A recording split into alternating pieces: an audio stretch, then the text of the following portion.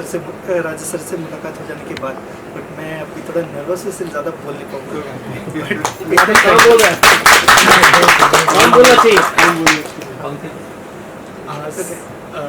मैं तो क्या कुछ नहीं बोलना चाहूँगा, लेकिन मैं चाहूँगा राजेश सर कि आपने सच में मुझे एक ब्रेक दिया है आज। ब्रेक तो ऊपर बस लेकिन ये है कि बहुत मानते हैं हम लोगों में, थोड़ी बहुत कभी कहा सुनी भी हो जाती है, लेकिन मैं दिल से सच में इनका धन्यवाद देना चाहूँगा कि इनकी स्टोरी जो सस्पेंस का है ना, जैसे सस्पेंस का एक स्टोरी हम लोगों को सुनाया सर ने, वो और भी ज़बरदस्त है, उनको इन्हें करना था।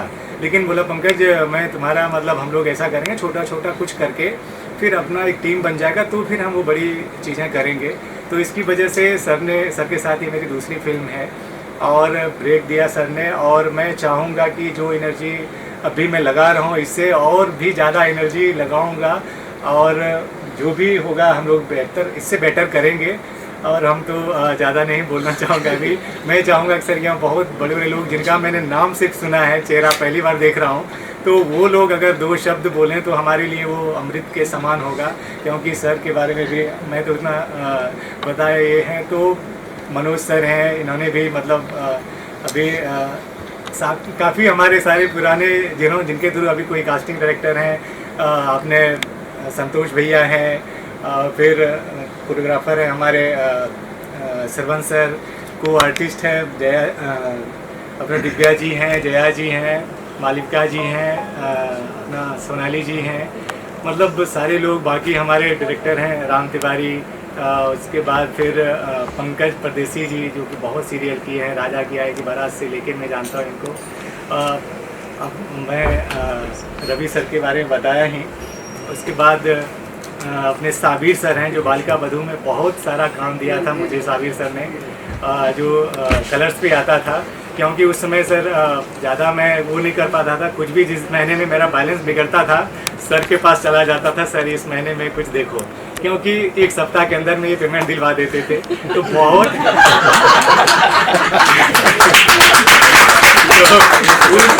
उन दिनों में काफ़ी सर ने बहुत मदद किया था, और यूट्यूब गुप्ता सर की वजह से की परिचय करवाया था। तो बहुत साबिर सर बहुत पुराने बालिका बधू में बहुत सारे कैरेक्टर आर्टिस्ट को काम दिया था सर ने, ये है। और मैं चाहूँगा कि आप सर जो हमारे इंडस्ट्री के जो पुराने लोग हैं, मैं सच में चाहूँगा 2 शब्द उनका सुनना, और सारे इंडस्ट्री के ही लोग हैं, कोई यहाँ बाहर के नहीं हैं, हमारे सारे दोस्त ही हैं। और अभी ओम सर हैं जिनके साथ मैंने रामायण के क्रिएटिव भी रह चुके हैं। मेरा एक बहुत ही प्यारा सीरीज आया है संत गौरा कुमार, वो 16 एपिसोड का है, तो उसके डायरेक्टर भी वही हैं, निम्बारकाचार्य। बहुत मतलब प्यार है उन लोगों का कि आज आए यहाँ पे। तो मैं चाहूँगा सर कि आप थोड़ा सा आपका बहुत बहुत धन्यवाद। मेरे जितने भी सब आए हैं उनका बहुत दिल से स्वागत है। और पूरी टीम तो है ही। ऋषि सर का एक बहुत बड़े कैमरामैन है, मैं तो छोटा आदमी हूँ, तो मैं बोला सर अपने को ये करना है, तो उन्होंने बहुत सपोर्ट किया। गुप्ता साहब बहुत सपोर्ट किया उन्होंने। पंकज तो मेरा छोटा भाई सब, तो कुछ भी बोलो तो। और मैं एक्चुअली मैं 50 साल से बॉम्बे में हूँ, मतलब मेरी कॉलेज बीकॉम मैंने किया डालमिया कॉलेज से, तो ये मैडम मेरे साथ में थी डालमिया कॉलेज में, हम लोग दोनों साथ में पढ़े कॉलेज से। फिर मैंने लॉ किया, नहीं कोई शौक नहीं, फिर मैंने बीकॉम करके बाद में लॉ किया। तो उस वक्त में क्या था कि मैं कॉलेज के ज़माने में मेरे स्कूल में मेरे सब पेपर में सब कहानियाँ वगैरह आती थी, नवभारत टाइम्स, जनसत्ता, बड़े बड़े जितने भी लीडिंग थे नाटक बड़े बड़े पेज में आते थे, कविता वगैरह, लेकिन पैसे वैसे नहीं मिलते थे। तो मैं एक बार जनसत्ता के दफ्तर में गया, राहुल देव साहब एडिटर थे, तो मैंने बोला सर पैसे, मैं उस वक्त 15-16 साल का होगा, तो उन्होंने बोला बेटा पैसे तो मतलब ना के बराबर। तो मेरे को दोस्तों ने बोला तू पैसा नहीं बोला, तू लिख क्यों रहा है? हालांकि मेरे 200-400 सब पेपर में, कितना भी लीडिंग पेपर हो अच्छे में सब में आता था, नाम भी आता था, मैं खुश भी होता था। लेकिन जब पैसे नहीं मिलते तो मेरे को दोस्त होते फिर लिख के क्या फ़ायदा। तो मैं लिखता गया। फिर उस पर मैं नॉवल वगैरह बहुत पढ़ता था, सूर्यदेव मोहन पाठक, वेद प्रकाश शर्मा साहब, उनके गुलशन नंदा साहब, उनके नॉवल में बहुत पढ़ता था। तो उसी जवानी में मैंने एक नॉवल लिखा था कातिल को, जिसका मैडम ने जिक्र किया था। उनको पहली कॉपी मैंने राजेश को दिया था, किधर गया वो राजेश टावर मेरा दोस्त है, पहली कॉपी मैंने उसको ही दिया था। फिर मैंने मैडम को भी पहली कॉपी दी थी, बहुत पहले की बात है, 40-30 साल ज़्यादा हो गया होगा। फिर किसी ने मेरे को बोला कि आप बॉलीवुड में ट्राई करो। बॉलीवुड में ना कोई जान पहचान नहीं, नहीं मेरे कोई खानदान में, नहीं परिवार में कोई पहचान था नहीं, मैं कैसे ट्राई करूँ। लेकिन फिर मैं फिर एक बार मेरा इंसल्ट हुआ डालना कॉलेज में, अगर आपने याद हुआ तो एक फिश पॉन्ड डे हुआ था डालना कॉलेज में। तो मेरे को स्टेज पे बुलाया कि आप क्या बनना चाहते हो, ऐसा बोला। तो मैंने बोला मैं डायरेक्टर बनना चाहता हूँ। तो बीच में कि मेरे दोस्त लोग थे स्टूडेंट, तो उसने मेरा मजाक उड़ाया। बोला उस टाइम पे निरमा साबुन बहुत चलता था, फेमस था। तो बोला निरमा से मुँह धो के आओ, मतलब तू क्या राइटर बनेगा डायरेक्टर बनेगा, पहले मुँह धो के आओ। तो बात मेरे को थोड़ी सी लगी थी, लेकिन मैंने वो दिमाग में मैंने बैठा लिया था कि ये इसने ऐसा बोला। अच्छा, मैं जवाब दे सकता था उसको कि भी ठीक है, लेकिन मेरे अंदर एक अलग चीज़ है, मतलब मैं जवाब ऐसा नहीं देता हूँ कि तुम्हें मैं नहीं।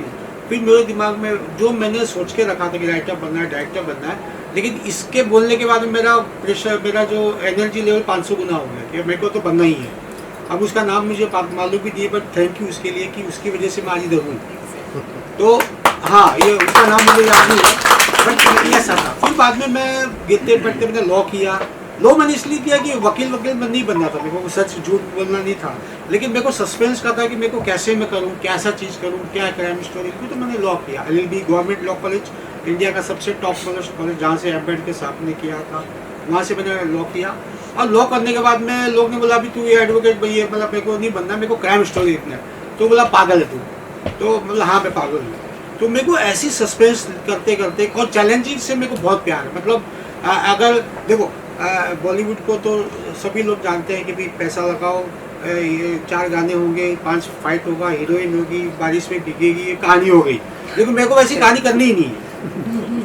मेरे को ऐसा प्रोड्यूसर बोलेगा कि मेरे को राजेश मेरे पास 5 रुपया तू बना सकता है क्या, तो मैं वहाँ वैसे बनूँगा। तो मेरे को वो सब मसाला वसाला के चक्कर में मेरे को नहीं पड़ना। तो चैलेंज मेरे को बहुत पसंद है। चैलेंज मतलब कि अगर 2 कैरेक्टर में कोई कहानी लिख सकता है क्या, हाँ लिख सकते हैं।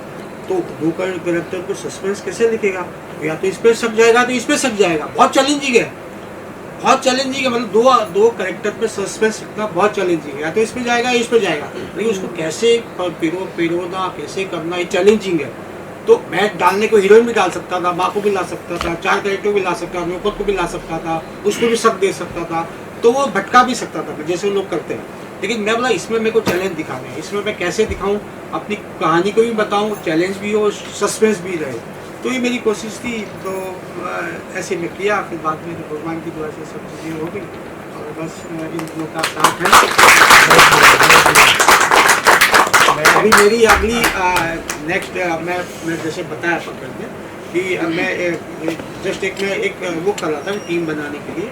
तो वो ऐसा करते करते मेरी अभी प्लानिंग में है कि वेब सीरीज़ भी है, 2 फिल्म भी मेरी है, वो अच्छे लेवल पे है, उसमें वो बड़े लेवल पे है। और चलो वो 26 में उसको शुरू करने वाला हूँ। तो इस तरह से मैंने बोला चलो एक तरह से ये अपना एक करते हैं। और ये मैं रिलीज़ भी 26 में करना चाहता था, लेकिन फिर मैंने सोचा कि 26 में दूसरा धमाका करेंगे, 25 में इसको लेके कैसे कर। तो ये और आप लोग आए, धन्यवाद। मैं चाहूँगा कि अगर थोड़ा 1-2 करके आए और फोटो हो जाए तो मेरे लिए यादगार रहेगा। देवेंद्र साहब मेरे बहुत बहुत धन्यवाद देना चाहूँगा सबको। तो मैं नहीं नाम से जानता हूँ, चेहरे से, क्या कि इसमें बहुत सारे पर्दे के पीछे के लोग हैं जिनको पर्दे पे पहुंचाने के लिए इन लोगों ने मतलब क्या क्या कुर्बानी झेली हैं, जिसमें मैं कुछ लोगों से परिचित हूँ। हमारे बीच उपस्थित हैं रवि अग्रवाल साहब, जिन्होंने फिल्म बनाई ये 24 deadline, 24 hour, radio, fever, Irfan Khan साहब को लेके मैंने फिल्में देखी। मतलब मैं सच में बता रहा हूँ, इससे पहले भी सर आए थे, मुझे यकीन नहीं हो रहा था। पहली बार सर ने मुझे हाथ मिलाया था, बोला था बेटा अच्छा कोशिश कर रहे हो। बाद में मुझे पता चला कि सर ने ही फिल्म बनाई थी डेडलाइन 24 आवर। तो सर से मेरी मुलाकात हुई, बहुत हिम्मत पड़ी। आज तो और भी बहुत बड़े बड़े लोग हैं, सर के बारे में अभी बताएंगे। तो सच में मैं धन्य हो गया हूँ आप लोगों के बीच खड़ा होके, मैं बोल नहीं पा रहा हूँ। तो बस यही चाहूँगा कि राजेश सर आप बताएं सर के बारे में जो भी, और आपने फिल्म देखी और आप लोगों का ऐसे ही आशीर्वाद बना रहे, क्या कि इसमें ये मेरे परिवार हैं, सारे टेक्नीशियन हैं, को आर्टिस्ट हैं, डायरेक्टर हैं, प्रोड्यूसर हैं, कास्टिंग डायरेक्टर हैं और को एक्टर हैं। तो यही मेरी टीम है। मेरे माँ बाप, मैं जानता हूँ कि वो प्यार मुझे बहुत करते हैं, लेकिन इस लाइन के लिए हिम्मत कर पा रहा हूँ कि आज मैं इतने दिनों से संघर्ष कर रहा हूँ और आप लोगों से मिलके मुझे लगता है कि नहीं, हम और आगे कुछ बेटर कर सकते हैं। बस इतना ही मैं कहना चाहूँगा, बाकी आगे अभी पंकज ने कहा कि सर की वजह से, किसी की वजह से कोई कहीं पर पहुँचता नहीं सर।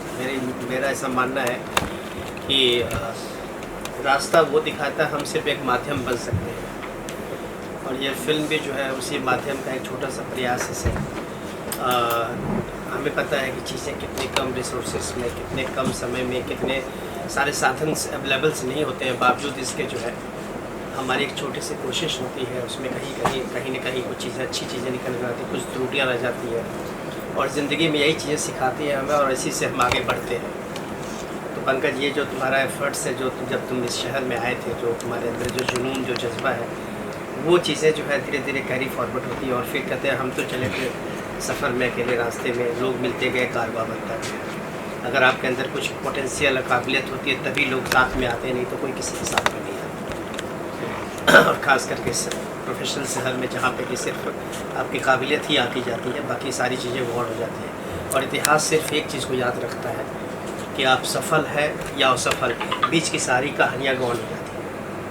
कहते हैं कि everything is fair, love and war.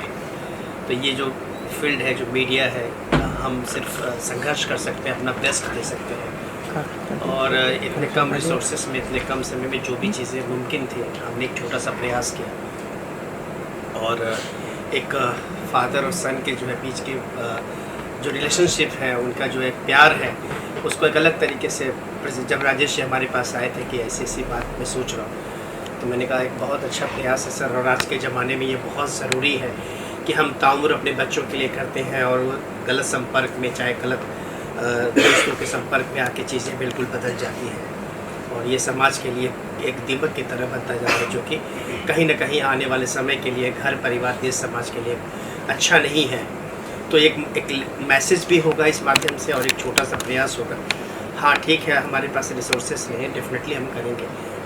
हमारी बाहर में क्या कंट्रीब्यूशन है, उसको वो अलग चीज़ है, लेकिन हम सब मिल के एक साथ काम करेंगे, और उसका एक छोटा सा प्रयास है सर। जिस तरीके से आप लोग जो है इतना स्नेह, इतना प्यार, मान सम्मान दिया यहाँ आकर, सबसे पहले तो मैं उसके लिए आप सबों का जो है तहे दिल से शुक्रिया अदा करते हैं।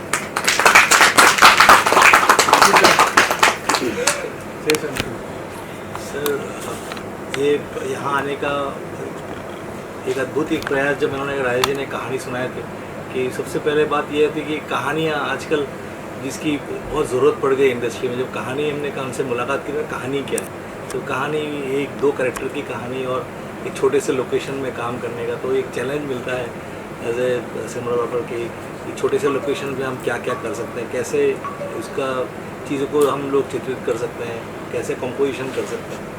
और इनका बोलने का अंदाज़ जो था बिल्कुल थोड़ा डिफरेंट लगा, मुझे अच्छा लगा, और उनके साथ काम करके, क्योंकि मेरे को सबसे पहले अट्रैक्ट करता है कि कहानी कैसे है, नैरेटिव कैसा है, क्या है, और उनके कहने का अंदाज़ मुझको अच्छा लगा। प्लस इनकी डेडिकेशन, गुप्ता जी और पंकज जी का जो काम करने का जुनून था, और छोटे से यूनिट में हमने एक काम करने की कोशिश की, क्योंकि आजकल हर आदमी नया चैलेंज देखते हैं कि कैसे हम लोग ऐसे लोकेशन में करें जहाँ पे एक लाइट हो, दो लाइट हो, तीन लाइट हो, छोटे से काम में हम लोग निकाल के दें, और उसमें कैसे हम लोग कर सकें। एक चैलेंज होता है, हमेशा चैलेंज एक्सेप्ट करना भी बहुत ज़रूरी है, चाहे काम छोटा हो या बड़ा हो या बहुत बड़ा हो, कि एज ए टेक्नीशियंस हम लोग को हमेशा चौकन्ना रहना पड़ता है कि काम चाहे छोटा, बड़ा या बहुत बड़ा हो, हम हर वक्त तैयार रहना चाहिए। तो एक चैलेंज राजेश जी ने दिखाया, हमको बताया कि उनके उसमें हम लोगों ने करने की कोशिश की, और ये प्रयास हम सभी का है, हम पूरा टीम वर्क है। तो मैं सभी को बोलना चाहूँगा कि सारे राजेश जी की तरफ से, एक्टर्स और जो टेक्नीशियंस है सब, कि ये कोशिश है ऐसे आगे करते रहना चाहिए, और सभी को करना चाहिए, ताकि एक कहानी के रूप में लोगों तक नया आए, कुछ नया तरीके से हम प्रस्तुत कर सकें।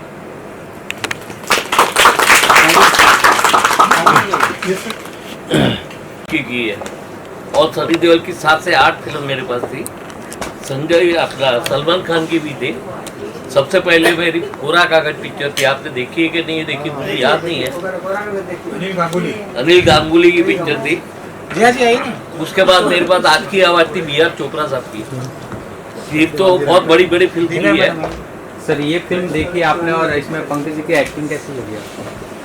पिक्चर मेरे को अच्छी लगी है, टर्न एंड ट्विस्ट बहुत अच्छा दिया है, टर्न एंड ट्विस्ट इतना अच्छा दिया है कि पजल में बैठ जाओ तो 5 मिनट तो उनको लगे कि क्या बात हो गई, और बाद में उसका क्लियरिफिकेशन है, बहुत अच्छा लगा। और राजेश की जो मैं बहुत सालों से जानता हूँ, is a story teller, story को कैसे कंफ्रंटेशन में डालने का वो बहुत अच्छा जानते हैं। Thank you sir. आप आइए ना। 10 साल से काम कर रहा हूँ, बट दोनों जुगनी लोग हैं और अच्छा लगा पिक्चर बन के। सो पिक्चर बनाना बहुत बड़ी बात होती है, पिक्चर बना के बाहर ले। मेरी शुभकामनाएं दोनों को, सारी टीम को शुभकामनाएं। सर राइटर डायरेक्टर हैं, काफ़ी इनकी फिल्में भी अभी मैंने देखी, बहुत 2-3 तो शॉर्ट फिल्में देखी, बहुत मज़ा आया देखने में। और ये आपका मंच है तो आपकी फिल्म है। नहीं, अभी कुछ नहीं, मंच ये हम लोगों का है सर, बिल्कुल ऐसा कुछ नहीं कि बड़ा ये मीडिया में कहीं कुछ जाने वाला, ये फैमिली है, परिवार है। और मैं चाहता हूँ कि चलो अपना कम से कम इसी बहाने एक दूसरे को मिलें, और ताकि कोई भी किसी के साथ काम कर सकते हैं। इसमें बहुत लोग हैं जिनको सर जानते हैं, मैं नहीं जानता, आज इसी बहाने हम लोग आज जाने। तो बस यही एक मेरा छोटा सा प्रयास है कि चलो यहाँ पे आकर कि हमारे लिए अभी समझिए इंडस्ट्री वाले ही सब चीज़ हैं, काम देने वाले। मैं एक बार पहले भी बताया कि मेरे मम्मी पापा चाहेंगे भी काम देना तो नहीं देंगे, आप लोग ही हो जिनकी वजह से मैं आज यहाँ हूँ, जिंदा हूँ, इस लाइन में जिंदा हूँ। तो इसके लिए यही मेरी ख्वाहिश रहती है कि चलो ये मेरा परिवार है। तो इसकी वजह से सर की भी देखे, मैं चाहूँगा कि ऐसा है ना कि हम लोग सर की जो एक फिल्म है the lunch with my wife, करीब 10 मिलियन व्यूअर्स है, अभी चुंबक की काफ़ी। ये देखिए ये आपका मंच है, और सबसे बड़ी बात ये आपको मेरी तरफ से शुभकामनाएं, पूरी टीम को। थैंक यू सर, आप आए बिल्कुल समय निकाल के। अभी तो अभी जस्ट आए हैं, बस छोटा सा एक इंट्रो देता हूँ इनको कि ये इनका नाम जानने के बाद आप इनका नंबर लोगे नहीं और उनसे नंबर दोगे नहीं। क्योंकि हाँ, क्योंकि ये असिस्टेंट कमिश्नर ऑफ जीएसटी साहब है। हाँ, ये मेरे दोस्त है, तो आप दूर रहना चाहोगे। तो कमिश्नर साहब है ये, तो पूरा जीएसटी हैंडल करते हैं, जो भी महाराष्ट्र का जो है। तो मेरे दोस्त भी है, कॉलेज की भी है, कभी इन्होंने फिल्म देखी नहीं, अब देखेंगे, अभी थोड़ा लेट हो गया उनको आने में। तो जस्ट एक छोटा सा परिचय था, तो देख लीजिए, संभाल लीजिएगा।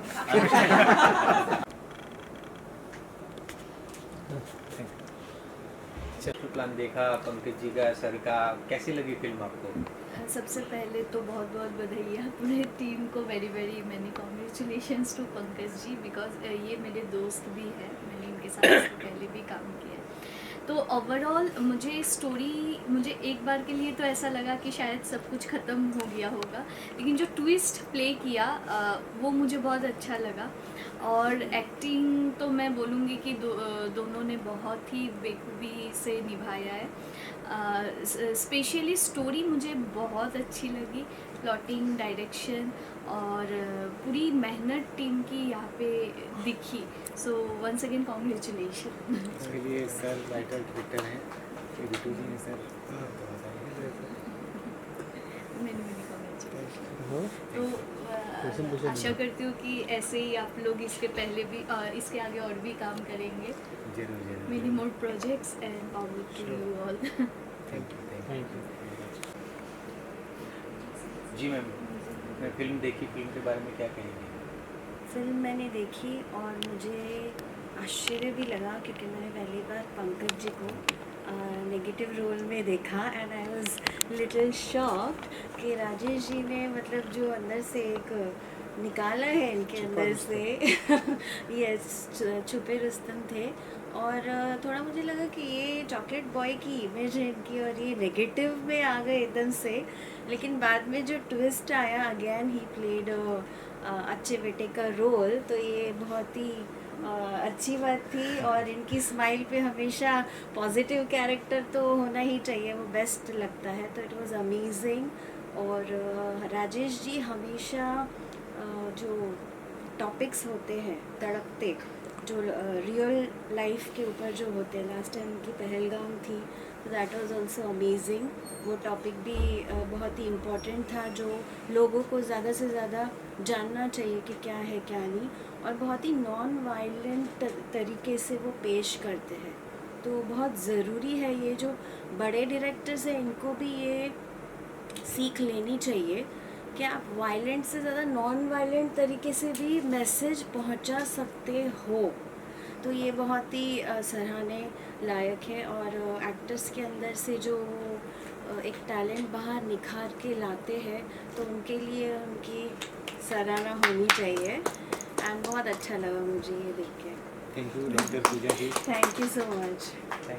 Good evening, Radhe Radhe. Film में एक बहुत अच्छी सीख मिली है, सीख दी है राजेश जी ने। इनके यूजुअली ये पारिवारिक संबंधों से वो इतने जुड़े हुए हैं कि कोई ना कोई तरीके से वो अपनी सीख को देते हैं। आज के जनरेशन के लिए बहुत अच्छी सीख है ये कि आप अपनी ज़िंदगी जियो, लेकिन आप अपने परिवार को, पेरेंट्स को भी इग्नोर मत कीजिए। और इसी बहाने इन्होंने ये पेश किया। पहले के ज़माने में तो बुक्स ही रहती थी रीडिंग के लिए, वो सब हम जब पढ़ते थे तब, लेकिन ये audio visual is very important to give a lesson to all the young generations. इन्होंने जो इस तरीके से पेश किया है, जो डायलॉग्स दिए हैं कि खून ऐसा, आई थिंक है ना वो एक था कि मुझे देखना था, तो एक पिता ने जो अपने बेटे को टर्न ऑफ करके लिया, वेरी नाइस। इन्होंने इसी तरह से डायलॉग्स भी लिखे, इन्होंने इसी तरह से डायरेक्शंस भी करने के लिए प्रेरित किया। साउंड इफ़ेक्ट्स और राइटिंग, डायलॉग्स, सब कुछ बहुत ही अच्छे तरीके से इन्होंने पेश किया। सबसे इम्पोर्टेंट इन्होंने सीख दी है, दैट्स वेरी गुड। सो मैं इनको बहुत अभिनंदन देती हूँ। इन दोनों की एक्टिंग तो दोनों की 2 जन में इतनी अच्छी फिल्म देना बहुत बड़ी बात है। और एक्टिंग तो दिखती है, लेकिन जो बैक स्टेज है वो राजेश जी का कमाल है। सो वो राजेश जी ही बहुत बड़े जादूगर हैं, और ऐसे जादूगर इंडस्ट्री में होने चाहिए। और बस इसी तरह से आगे बढ़ते रहे, ऐसी मेरी शुभकामनाएं आप सभी लोगों को।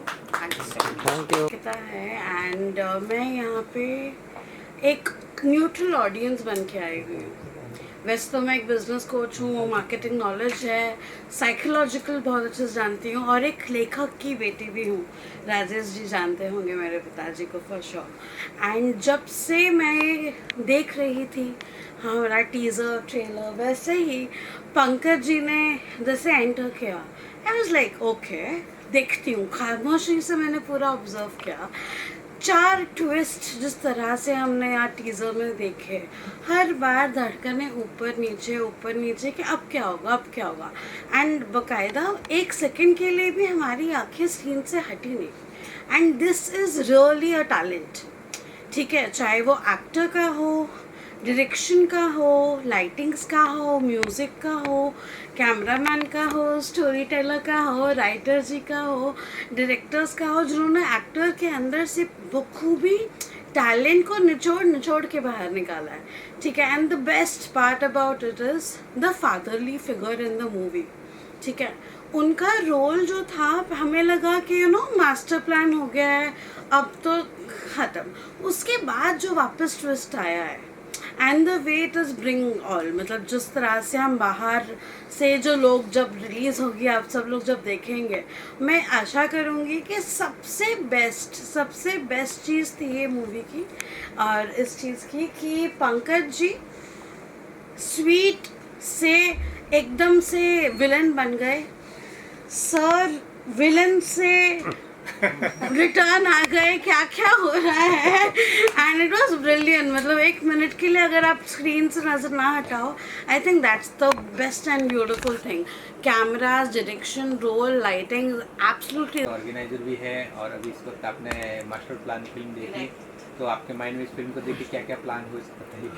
First of all thanks to Pankaj ji जिन्होंने मुझे इनवाइट किया। बहुत अच्छी लगी फिल्म, बहुत ज़्यादा अच्छी लगी। और जैसा देखा कि मतलब पंकज जी इतना अच्छा काम किया, उन्होंने एक मैसेज दिया, वो मुझे बहुत अच्छा लगा। गजब का बेसिकली गजब का कॉन्सेप्ट है। ऐसे कॉन्सेप्ट मैं सैल्यूट करता हूँ जो राजेश जी को, जिन्होंने इतने अच्छे से लिखे और इतने अच्छे से स्क्रीन पे लाए।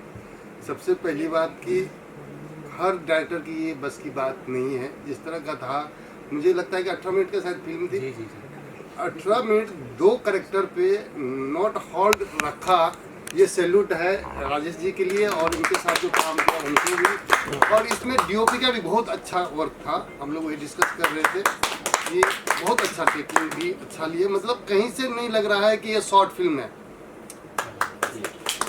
तो बैकग्राउंड म्यूजिक कैसा लग रहा था आपको? गजब का मतलब ऑल ओवर हर एक चीज पे जो है ना बहुत बढ़िया काम हुआ है। और क्या बोलूँ, बस जितना बोलूँ कम है।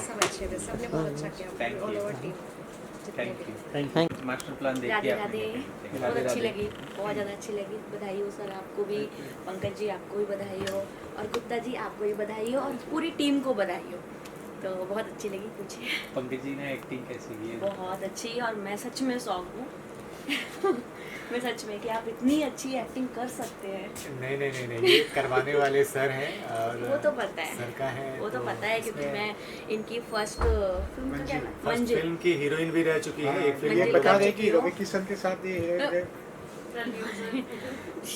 वो नहीं, अभी हम जिस चीज़ के लिए आए हैं उसके लिए हम बात करते हैं। मुझे सब चीज़ अच्छा लगा। मुझे सबसे अच्छी ये लगी कि सर ने अपनी स्टोरी में ये दिखाया कि आज की जो जनरेशन है, उनका जो फ्रेंड सर्कल होता है, ये सब होता है कि उनके साथ फंस के उनकी बातों में आकर इस तरीके से आजकल के जो बच्चे हैं वो बिगड़ जाते हैं कि वो अपने माँ बाप को भी अपना दुश्मन समझने लग जाते हैं। तो कम से कम इससे ये सीखने को मिलेगा कि हाँ, कि हम कुछ गलत कर रहे हैं, और एक बाप ने किस तरीके से अपने बच्चे को सिखाने की कोशिश की है। भले ही वो गलत तरीके से दिखाया गया है कि गन पॉइंट वगैरह, मैं इतना ज़्यादा बोल नहीं पाती हूँ कैमरे के सामने तो बट जो भी है टोटली बहुत अच्छा लगा। माँ बाप और बेटे का एक प्यार और एक तकरार, मतलब बहुत अच्छा लगा। फिर राजेश जी, आपसे एक सवाल है कि इस फिल्म को ऑडियंस कैसे देखेगी, कहाँ देखेगी? मतलब देखो, फिल्म अपने अपने नज़रिए से लोग देखेंगे। जिन्हें सस्पेंस पसंद होगा वो डेफिनेटली, वो ये मेरा मकसद, भले सस्पेंस हो, जैसे मैं ये पूछ रहे हैं कौन से चैनल, किस प्लेटफॉर्म पे देखने को मिलेगा लोगों को, पब्लिक कैसे, मैं वही हाँ। जो अभी मेरी फ्रेंड थी ना नीपा जी, तो उन्होंने बोला कि ये कहीं ना कहीं अपनी फैमिली को लेके आ जाता है, परिवार को लेके आ जाता है, या रिलेशन को लेके आ जाता है। तो सस्पेंस तो ठीक है, लेकिन उसमें परिवार भी आ जाता है, बाप बेटा भी आ जाता है। तो यूथ जो है, यूथ इसको जरूर देखेगी।